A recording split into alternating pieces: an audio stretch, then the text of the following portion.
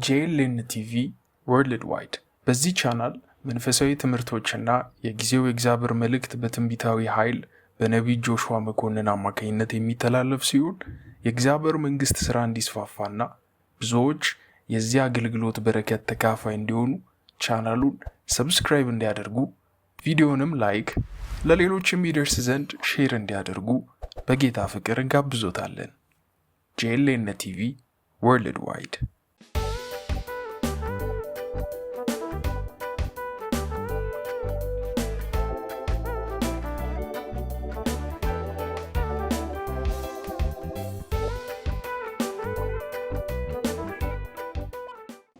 የእግዚአብሔር ስም የአምላካችን ስም የተመሰገነ ይሁን።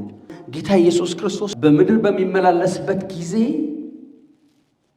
እንደ ማንኛውም ሰው መከራ አሳልፏል።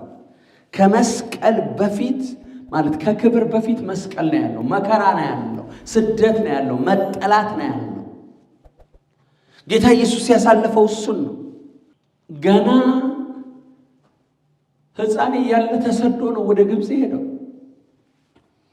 ለምን እንላለን አንዳንድ ጊዜ በቃ እግዚአብሔር ሁሉን ይችላል። አንዳንድ ጊዜ እንደዛ አትሉም? እንዳይመጣላችሁም እንዴ ለምን ይሄን ነገር እንደዚህ መቀየር ይችላል እኮ። የማያምኑ ሰዎች እኮ የሚጠይቁን እሱን ነው። እግዚአብሔር ሁሉን ይችላል፣ ለምን ሰው እንዲሰቃይ ዝም ይላል ይላሉ። የእግዚአብሔር አሰራር አለው። እስኪ አሰራር አለው በሉ። ራሱ እግዚአብሔር አሰራር አለው። ልንረዳው አንችልም ራሱ ካልገለጸልን። ስለዚህ ጌታ ኢየሱስ ከመወለዱ ጀምሮ ከተወለደባት ቀን ጀምሮ በብዙ መከራ ነው ያሳለፈው። እንደ ማንኛውም ሕፃን ልጅ የሚደርስበት እየደረሰበት ካደገ በኋላ ደግሞ እየሰራ አናጺ ነው። ቤተሰቦቹ አናጺዎች ናቸው። አናጺነትን ስራ እየሰራ የሰፈሩ ሁሉ ሰው ይልቀዋል። ሂድ ኢየሱስ ልክ እንደተራሰ ኢየሱስ እባክህ ሂድና እዛ የሆነ ነገር ይዘልኝና እንጨት አቀብለኝ፣ መጥረቢያ አቀብለኝ፣ ፋስ አቀብለኝ፣ ውሃ አምጣ። እንደዛ እየተባለ እኮ ነው ያደገው። ጓደኞቹ ማለት በሱ ዕድሜ ያሉ ሁሉ ምን እያሉት ነው ያደጉ?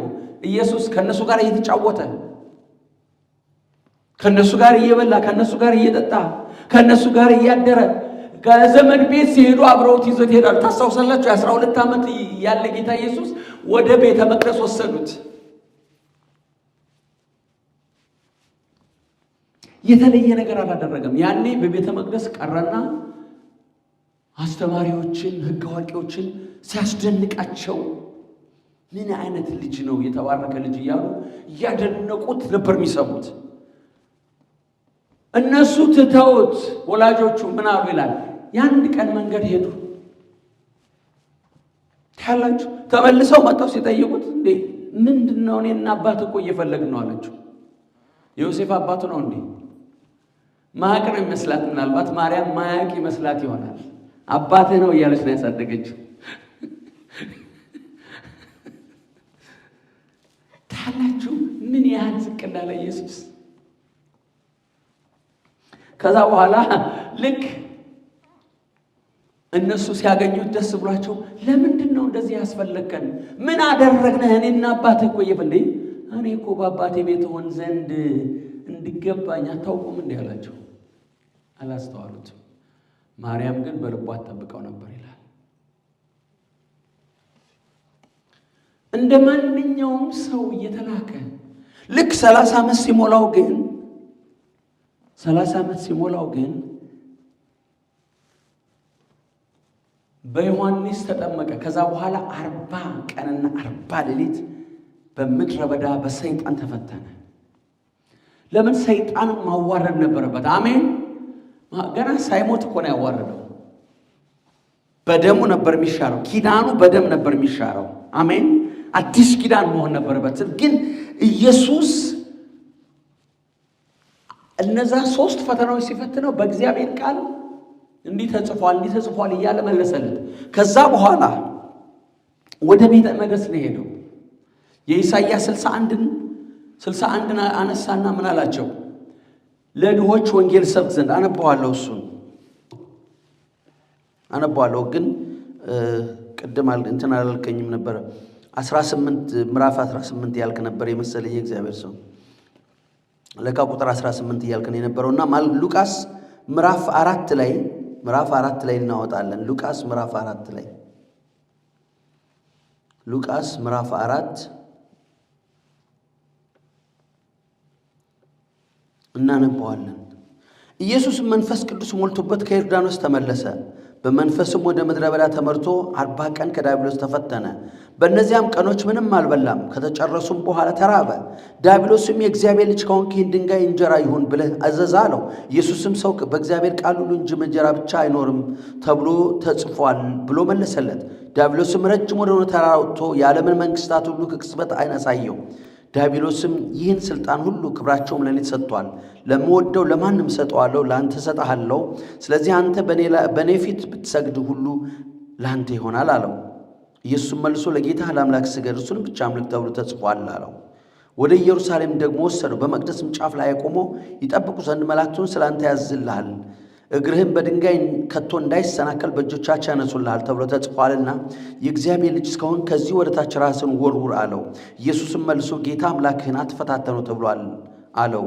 ከዲያብሎስ ፈተና ሁሉ ከጨረሰ በኋላ እስከ ጊዜው ድረስ ተለየ ይልና ኢየሱስም በመንፈስ ኃይል ወደ ገሊላ ተመለሰ። ስለ እርሱም በዙሪያው ባለችው አገር ሁሉ ዝና ወጣ።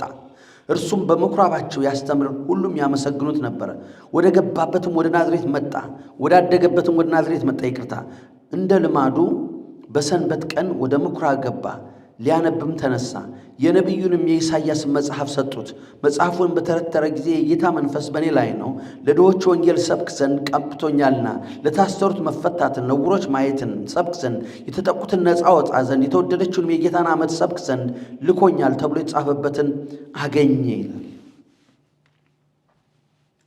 ምን አለ? አገኘ።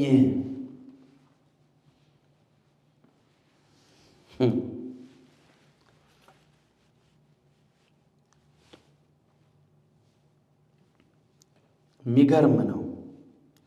ከዛ እንደዛ ነበበና መጽሐፉንም ጠቅልሎ ለአገልጋዩ ሰጠውና ተቀመጠ። በምኵራብ የነበሩት ሁሉ ትኩር ብለው ይመለከቱት ነበር። እርሱም ዛሬ ይህ መጽሐፍ በጆሮአችሁ ተፈጸመ ይላቸው ጀመር። ሁሉም ይመሰክሩለት ነበረ። ካፉ ከሚወጣው ጸጋው ቃል የተነሳ እየተደነቁ ይህ የዮሴፍ ልጅ አይደለምን ይሉ ነበር። እርሱም ያለ ጥርጥር ይህ ምሳሌ ባለመድኃኒት ሆይ ራስህን ፈውስ፣ በቅፍርናሆም እንዳደረግህ የሰማነውን ሁሉ በዚህ በገዛ አገር ደግሞ አድርግ ትሉኛላችሁ አላቸው። እንዲህም አለ፣ እውነት እላችኋለሁ ነቢይ በገዛ አገሩ ከቶ አይወደድም። ነገር ግን እውነት እላችኋለሁ በኤልያስ ዘመን 3 ዓመት በ6 ወር ሰማይ ተዘግቶ ሳለ በምድር ሁሉ ብርቱ ረሃብ በነበረ ጊዜ በእስራኤል ብዙ መበለቶች ነበሩ። ኤልያስም በሲዶና ምን ነው ስለ ኤልያስ ይናገራል። ለምን ሪጀክት አድርገውታል? ወደፊት የምትፈልጉኝ ጊዜ ይመጣል እያላቸው ነው። በከተማህ እንዳደረግ በዚህ ማድረግ ትሉኛላችሁ፣ በዛ ቦታ አደረግ ትሉኛላችሁ። ምንድን ነው ግን እነሱ ያስቆጣቸው? እንዴት ይህ መጽሐፍ ተፈጸመ ትላለህ ነው። በጆሮአችሁ ተፈጸመ ነው ያላቸው። እንዴት እንደዚህ አይነት ንግግር ይናገራል? ለምን የዮሴፍ ልጅ አይደለም ይሄ? እንዴ እናውቀዋለን እኮ። ምንድን ነው ይሄ? ንቀት እኮ ነው። ከዛ ምን አላቸው? ነቢይ የማይከበረው በገዛ አገሩ ብቻ ነው አላቸው። ከዛ ውጭ ግን ይከበራል አላቸው። ስለዚህ ንቀውታል። ነገስታት ንቀውታል። እነ ሄሮድስ አንተ ነህ ንጉሥ ምትል ራስህን፣ ጲላጦስ ሁለታቸው ራሱ ይመላለስ ነበር። ወደዛ ወሰደው ይላሉ። ወደ ሄሮድስ ወደዛ ወሰደው እያሉ ነው የሚያንገላቱት የነበረ። ከዛ በኋላ 23 እናነባለን። ሉቃስ 23 ብዙ ቦታ ነው ያለው፣ ግን 23ን በቃ ስለመረጥኩት ነው። ይህ ሕዝባችንን ሲያጣምም ለቄሳር ግብር እንዳይሰጥ ሲከለክል ደግሞ እኔ ክርስቶስ ንጉሥ ነኝ ሲል አገኘ ነው ብለው ይከሱት ጀመር። ጲላጦስም አንተ የአይሁድ ንጉሥ ነህን ብሎ ጠየቀው። እርሱም መልሶ አንተ አልክ አለው። ጲላጦስም ለካህናት አለቆችና ለሕዝቡ በዚህ ሰው አንድ በደልስ እንኳ አላገኘሁበትም አለ። ሃሌሉያ። እነሱ የሚከሱት ምስክርነት እየጠሩ ነበረ። ምስክርነት ሲጠሩበት አንዱ የሚናገረውና ሌላው የሚናገረው ሁለቱ ይዘበራረቅ ስለነበር ሊቀበላቸው አልቻሉም። ታውቃላችሁ ህግ ነው።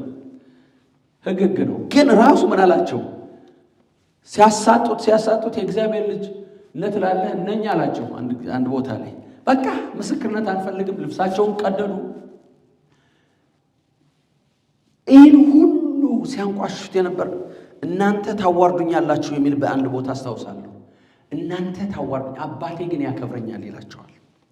እናንተ ምን ትሉኛላችሁ? ታዋርዱኛላችሁ። አብ የቀደሰውን የእግዚአብሔር ልጅ ነኝ እኔ ስላልኩ አብ የቀደሰውን እንዴት እናንተ ትበሳጫላችሁ ይላቸዋል። በዛ ሁሉ ደቀ መዛሙርት 5000 4000 ሲከተለው የነበረ የሆነ ነገር ሲናገር ጥለውት ይሄዳሉ። ጥለው ሲሄዱ ተመልከቱ። አንድ ጊዜ እንኳን ሉቃስ ምዕራፍ 10 ላይ ስንመለከት 70 በደስታ ተመልሰው ይላል። 70 በደስታ ተመልሰው ስንት ናቸው ደቀ መዛሙርት የነበሩት? 70። ግን አንድ ቀን በዮሐንስ ወንጌል ነው የተጻፈው። ምን አላቸው? ስጋዬን ያልበላ ደሜን ያልጠጣ ከኔ ጋር ሊሆን አይችልም። ጥለውት ሄዱ። ስንት ሄዱ ማለት ነው? ከሰባ 12 ሲቀነስ ስንት ነው? ምንም ችግር የለም 58 ነው። 58 በአንድ ጊዜ ጥለውት ሄዱ። ማጆሪቲው ወስንት ጊዜ ጥለውት ሄዱ። ለምን? አንዲት ቃል የተናገረው ስጋዬን ያልበላ። እንዴት ኢየሱስ ስጋውን እንዲበሉ ነው የተናገረው? አይደለም። ግን ይህ ግዴታ በቃ እነሱ ሲሄዱ ኢየሱስ ስለሚያውቅ የሚሆነውን ነገር ስለሚያውቅ ኢየሱስ ችግር አልነበረበትም። አሜን። ግን ሰዎች እየካዱት ነበር። እኔ የደረሰበትን ነገር ነው የተናገርኩ ያለሁት። ይህ ሁሉ ደርሶበታል። ይሁዳ እኮ ከጌታ ጋር የነበረ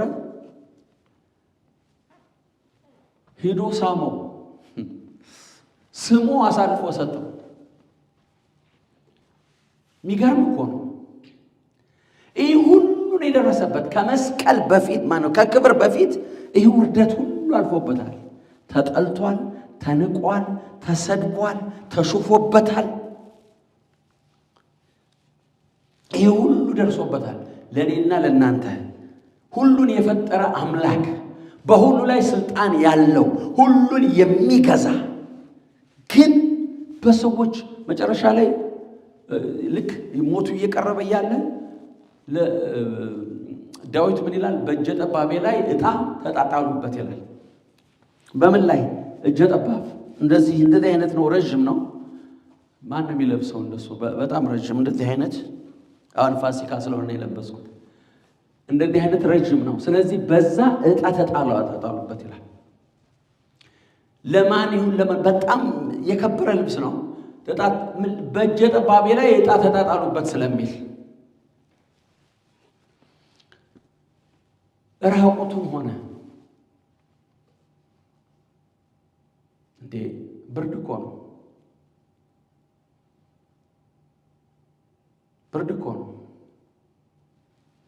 ይመስለኛል። ይሄ ወቅት ሊሆን ይችላል፣ አናውቅም። ግን ብርድ ነው። ተራራ ነው የወሰዱት። በዛ ወደ ምንድነው ቀራኔው ተራራ፣ ወደ ጎልጎታ ተራራ ነው የወሰዱት።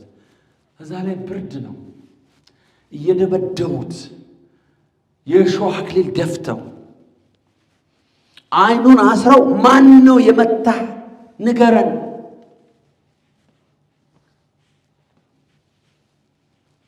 ማን ነው እንደዚህ የመታ? እስኪ ንገረን። አንተ ዓለምን አድናለሁ እያልክ፣ በእስራኤል ንጉሥ ነኝ ንጉሥ እሆናለሁ እያልክ፣ ለዘላለም አልሞትም እያልክ አሁን ለምን ራስን አታድንም? ይህ ሁሉ ነገር በኢየሱስ ላይ ደርሷል። ግን ለምንድን ነው? የሰውን ልጅ ለማዳን የዓለምን ሁሉ ኃጢአት የሚያስወግድ አሜን። የዓለምን ሁሉ ኃጢአት የሚያስወግድ የእግዚአብሔር በግ አለ። ዮሐንስ እኮ ራሱ ካደው አልካደው? እንደ ዮሐንስ የሚመጣው አንተ ነህ ወይስ ሌላ እንጠብቃለሁ? አንደኛ ዘመዱ ነው፣ ያክስቱ ልጅ ነው። ሁለተኛ አብሮ ካድጓል። ሲነገር ትንቢቱን እንዲሁ ነው የጸነሰችው። መልአክ መጥቶ ነግሯት ነው ተብሎ ተሰምቷል። እናቱ ታውቃለች። የጌታዬ እናት መጣሽ ብላ ተናግራለች ኤልሳቤጥ። ይህ ሁሉ ሆኖ ግን ሁሉም ነገር በሰው ላይ የሚደርሰው ነገር ሁሉ በሱ ላይ እንዲያውም ከሰው የበለጠ ደረሰበት። የእግዚአብሔር ስም ብሩክ ይሁን። ከዛ በኋላ መጨረሻ ላይ እየደበደቡ ወስደው ሰቀሉት ይላል። ተሰቅሎ እያለ እንኳን አንተ ራስህን አድን እኛንም አድነን አትችልም እኮ እያለው አትችልም። የሚገርመኝ ነገር ታውቃላችሁ፣ ስታስቡት ሁልጊዜ ሁለት ሰዎች ሲለያዩ ታያላችሁ። በምድር ላይ እንደዛ ነው ያለው። አንዱ ይቃወምሃል፣ አንዱ ይደግፍሃል። ኢየሱስ ነው እኮ እንደዛ ነው። አንዱ አስበኝ አለ፣ ሌላው ደግሞ ራስህን አድን እኛንም አድነን አለ። እያሾፈ እኮ ነው እንደዛ የሚለው። እዛ የቆሙት ወታደሮች ራሱ ያሾፉ ነበር። ተጠማው ሲል አምቶ የሆነ የሾህ አክሊል ደፍቶበታል። የሾሁ ራሱ ፔኑ ቀላል አይደለም።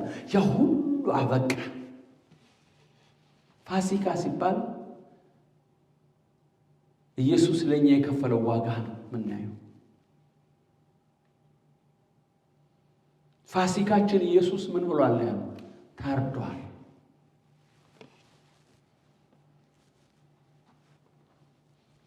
አይሁዶች የፋሲካን በግ ለመብላት በቃ እሱም ተሎ ሰቅለው፣ መቼ? ዓርብ ዕለት ሰቅለው። ፋሲካቸው መቼ ነው? እሁድ ነው አይደል?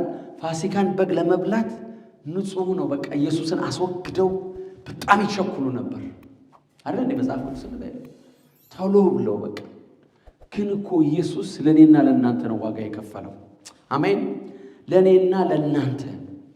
ከዛ በኋላ ከሰቀሉት በኋላ በምዕራፍ 24 ላይ ሉቃስ ምዕራፍ 24 ላይ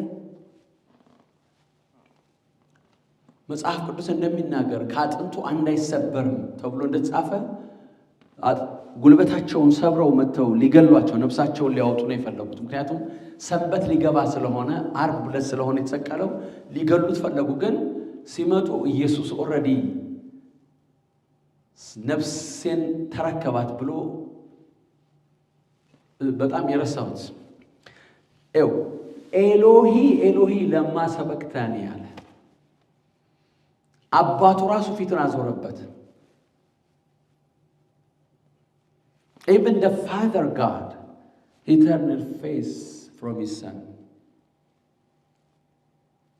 He turned his face. He was just alone. The whole world and Father himself left him alone. Alone. So, ሁሉም ተው ብቻውን ሆነ። ከዛ በኋላ ነፍሱን አባቶይ ነፍሴን ተቀበላለና አረፈ። ሲያርፍ የቤተ መቅደስ መጋረጃ ከላይ እስከታች ተቀደለ። ግን ስቲል ፈሪሳውያን አልተቀበሉትም።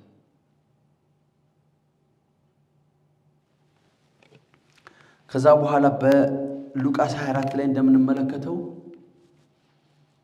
ጌታ ኢየሱስ ሞትን ድል አድርጎ በትንሣኤ ተነሳ። አሜን። በትንሣኤ ተነስቶ ሴቶች ሽቶ ይዘው ሊቀቡት ሲመጡ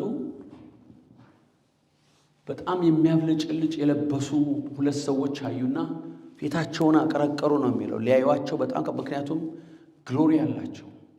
ከዛ ለምንድን ነው እናንተ ሙታን ሕያዋንን ከሙታን መካከል ለምን ትፈልጋላችሁ አሏቸው። ተነስቷል የለም አሏቸው። ኢየሱስ ተነስቷል። አሜን። Jesus is risen. Jesus Christ is risen. He's risen. He's not, the tomb is empty. መቃብሩ ምንድን ነው? ባዶ ነው። ተነስቷል ኢየሱስ ተነስቷል። ኢየሱስ ተነስቷል። እስኪ ተነስቷል በለው። Jesus is risen. ኢየሱስ ተነስቷል። መቃብሩ ባዶ ነው። His tomb was empty because he was risen. These people, they went and told them, "Oh, Master is not in his tomb.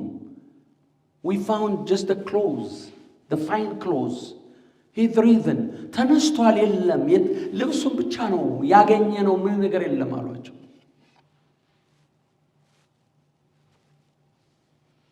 ተነስቷል።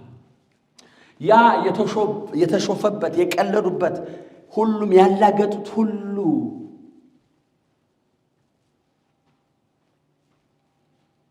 የእግዚአብሔር ስም ብሩክ ይሁን። አለቀ አበቃ። አንዳንድ ጊዜ ልንገራችሁ በጣም መረዳት የሚገባን ነገር አለ። የማይረዱን ሰዎች አሁን ወደው አይደለም ያልገባቸው አሁን በጣም በኢየሱስ ጊዜ እንዲረዳቸው ምትሉት አይደለም ማየት አለባቸው። አያሰኛቸውም ግን አያውቁም። ሳያውቁት ሄደዋል። ኢየሱስ የሚገርም ነው። ሳያውቁት ሄዱ። በቃ አንዳንድ ጊዜ ሰዎች ስማችን በከንቱ አጥፍተውት እንዲረዱልን እንፈልጋለን። ግን ኢየሱስንም ሳይረዱት ነው የቀሩት። አለማድረጌን ሰርቀሃል ብለውን አልሰረቅኩም እኮ አላደረኩም ብለን በቃ እንዴት አድርገን እናስረው ነው የሆነ ነገር ብለሃል ብለው እዚህ በፊት ነግሬያቸዋለሁ። አንድ ጊዜ ገጥሞኛል። በቃ ስብሰባ ነበር፣ የአገልጋዮች ስብሰባ ላይ።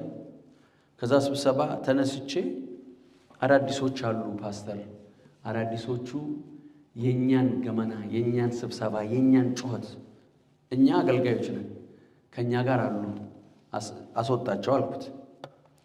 ተነስቼ በጆሮ ነው የነገርኩት። ከዛ ያ ወንድም ምን አለ ነው ሄደህ ጧት ላይ ጎረቤታችን ስለሆነ የሆነ ነገር ነግሮን ነበር። ለኔና ለአንድ አክስቴ ልጅ ነበር ወደ ጌታ እና ያቺን የነገርከንን ነገር ነው የሄደህ የነገርከው ለፓስተሩ አለ። አረ ወንድም እንደዛ የሚባል ነገር የለም። ይኸው እስካሁን አያምንም። እስካሁን ድረስ እንደዛ ያልኩ ነው የሚመስለው። አረ እኔ ካልኩ እኮ ለምን እፈራሃለሁ ብያለሁ እልሃለሁ። እውነቴን ነው ግን አልተቀበለኝም። አያችሁ አሁን እንዴት አድርጌ ላስረዳው እስኪ ንገሩኝ። ኢየሱስ እኮ እንደዛ ነው። የፈለገ ቢሆን በቃ ያንን ሁሉ ያሾፉበት ምን ያሉት በቃ ኢየሱስ ትክክለኛ እንዳልሆነ ፈሪሳውያን እንዳሉት እንደሞተ ነው የሚያውቁት። መቼ ነው የሚያውቁት ብትሉኝ የትንሣኤ ቀን የትንሣኤ ቀን እድል ያገኙ ሊኖሩ ይችላሉ። ግን የትንሣኤ ቀን ግን ያዩታል። ኢየሱስ ከብሮ በፍጹም ያኔ የወጉት ምን ይሉታል ነው ያለ መጽሐፍ ቅዱስ ያዩታል። ያዩታል። ሰው ሁሉ ሰግዶ ነው ወደ ሲኦል የሚሄዱ ታውቃላችሁ። ሰው ሁሉም everyone every nation will bow to Jesus and those who accepted Jesus they will go to heaven. Those who rejected Jesus, mocked Jesus, they will go to hell. But every knee shall bow. Every knee does not bow now. Not every knee shall bow. Not every knee bow to Jesus now. Many people, they did not bow to Jesus, but they die. But the day of judgment, everyone will bow.